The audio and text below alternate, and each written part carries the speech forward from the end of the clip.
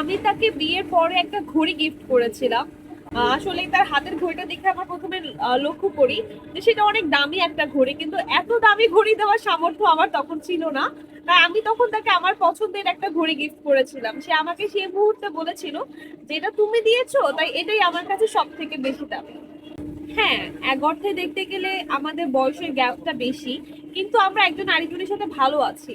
আমাদের আন্ডারস্ট্যান্ডিং এতই ভালো যে আমাদের কখনো মনেই হয় না সে আমার থেকে, সে বলে যে তুমি এত ছোট, এটা আমার কখনো মনে হয় না, কিংবা সে যে আমার থেকে এত বড় এটাও আমার মনে হয় না। আমি তাকে মুস্তাক বলে ডাকি, আর সেও আমাকে তিশা বলে ডাকে। অনেকে বলে তুমি কি ওকে জান, বাবু এইসব ডাকার, আমি বলেছি না, আমার মধ্যে ওই ধরনের ন্যাকামি আসে না।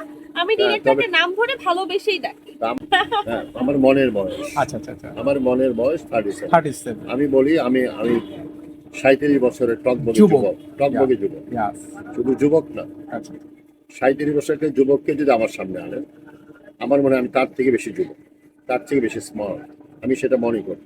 Wow. তো সুতরাং আমাদের বয়স হলো প্রেমের বয়স, আমাদের বয়স হলো 1 বছর। না, বিয়ের পর অ্যাকচুয়ালি অত স্টুডেন্ট, স্টুডেন্ট তাও, কিন্তু বিয়ের পর যেদিন আমরা বিয়ে করি সেদিন আমি তাকে একটা রিং দিয়েছি, জাস্ট একটা রিং আর একটা সালামি দিয়েছি, আর কিছু আমি দিতে পারিনি তখন, আচ্ছা। বা দেওয়ার তেমন কোনো স্কোপও হয় না। ভাবি কি দিয়েছিলেন ভাইয়ের জন্য? আমি তাকে বিয়ের পরে একটা ঘড়ি গিফট করেছিলাম। আসলে তার হাতের ঘড়িটা দেখে আমার প্রথমে লক্ষ্য করি যে সেটা অনেক দামি একটা ঘড়ি, কিন্তু এত দামি ঘড়ি দেওয়ার সামর্থ্য আমার তখন ছিল না। তাই আমি তখন তাকে আমার পছন্দের একটা ঘড়ি গিফট করেছিলাম। সে আমাকে সেই মুহূর্তে বলেছিল যে এটা তুমি দিয়েছো, তাই এটাই আমার কাছে সব থেকে বেশি দামি। কেমন লেগেছিল এই ডায়লগটা যখন? ভীষণ ভালো লেগেছিল যে ভালোবাসার মানুষের থেকে কিছু পেয়েছি, এতটা খুশি হয়েছে, এর থেকে বড় পাওয়ার কি থাকে মানুষের। তো আমাকে আরেকটা জিনিস দিয়েছে,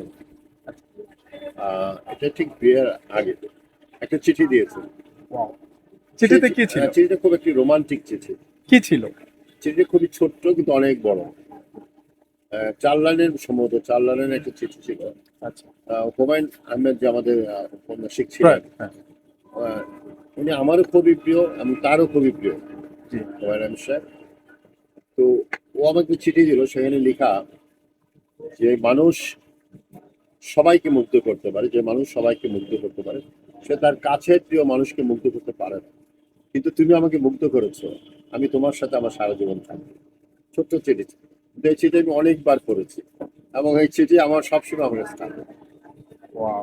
মানে এই চিঠির মধ্যে দিয়ে আসলে কতটুকু চিনতে পেরেছিলেন যে না, চিনতে তো সিনথিয়া? তাকে তো আমি আগেই চিনি, আগে কথা হয়েছে। মানে ব্যক্তি, মানে মনের না, ভাবটা। মনের দিক থেকে সে খুবই ভালো, সে খুব স্পষ্টবাদী, তার ভিতরে যা বাইরেও তা। অনেক আছে ভিতরে একরকম থাকে, অভিনয় করে, আমরা বলি ফেসবুক না, এটা ফেক বুক এরকম না, বাট তার ওইটা নাই। কখনো কি ভয় লাগে যে সে আপনাকে ছেড়ে চলে যাবে? প্রসিউট না, তো প্রসিউ না, ভয় লাগার কি আছে। সবাই তো বলে যে আমি নাকি সুগার ডেডি, তো সুগার ডেডি কিন্তু কেউ ছেড়ে যায় না, বুঝছেন না। আর সে আমার ওয়াইফ, তো আমার ওই ভয় করার কোনো কারণই নাই। অনেকের ধারণা যে বাড়ি গাড়ির কারণে আপনি তাকে বিয়ে করেছেন, উত্তর দিবেন। বিয়ের আগে আমি আসলেই জানতাম না যে তার আসলে কি কি আছে।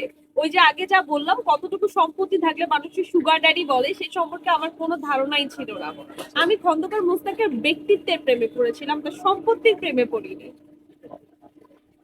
প্রথমে কে কাকে প্রপোজ করেছিলেন? আসলে আমরা প্রথমে কেউ কাউকে প্রপোজ করিনি, আমাদের ভালো লাগাটা আমরা একসাথেই প্রকাশ করি। তারপরে তো একটা মনের ভাব ছিল যে ভালো লাগাটা শুরুটা আসলে কার? না, না, না, আমরা না। সম্পূর্ণ বিষয়টা একসাথে বলি।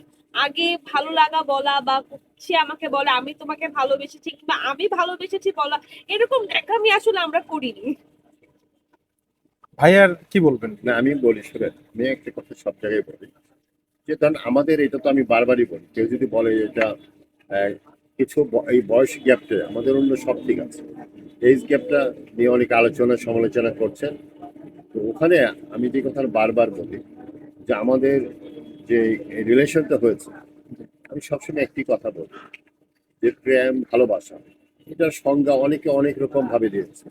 তা আমার কাছে প্রেম ভালোবাসার সংজ্ঞা হলো এমন, যেটা আমাদের যে মন, যে মনের উপর নিয়ন্ত্রণহীন একটি অনুভূতি, মনের উপর নিয়ন্ত্রণহীন একটি অনুভূতি, সেই অনুভূতিটা আমাদের মাঝে কিভাবে, মানে এটা শরীরীয় ভাবে সৃষ্টি হয়েছে।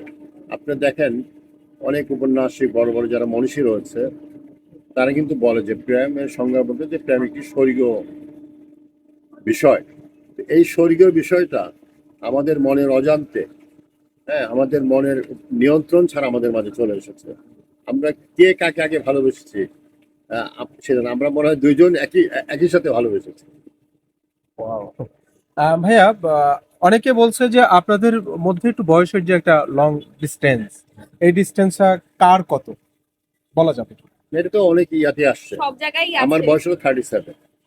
হ্যাঁ, আমার মনের বয়স, আচ্ছা আচ্ছা আচ্ছা, আমার মনের বয়স 37। 37। আমি বলি আমি আমি 37 বছরের টকবগে যুবক। যুবক, টকবগে যুবক, Yes. শুধু যুবক না, আচ্ছা 37 বছরের যুবককে যদি আমার সামনে আনেন, আমার মনে হয় আমি তার থেকে বেশি যুবক, তার থেকে বেশি স্মার্ট, আমি সেটা মনে করি। wow. তো সুতরাং আমাদের বয়স হলো প্রেমের বয়স, আমাদের বয়স হলো 1 বছর, আমরা 1 বছরের ভালোবাসার সঙ্গী, আমাদের বয়স এটা। আপু কি মনে করেন এই সেম প্রশ্নের উত্তর আপনি কি দিবেন? হ্যাঁ, এক অর্থে দেখতে গেলে আমাদের বয়সের গ্যাপটা বেশি, কিন্তু আমরা একজন আরেকজনের সাথে ভালো আছি।